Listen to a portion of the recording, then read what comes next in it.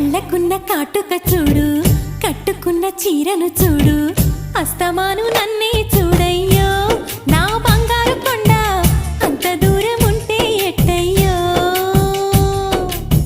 చెవులకున్న దుద్దులు చూసా, ముక్కుకున్న ముక్కెర చూసా, చూడమన్నవన్నీ చూశానే. నా పువ్వుల దండ చూపకుండా ఎన్నో దాచావే.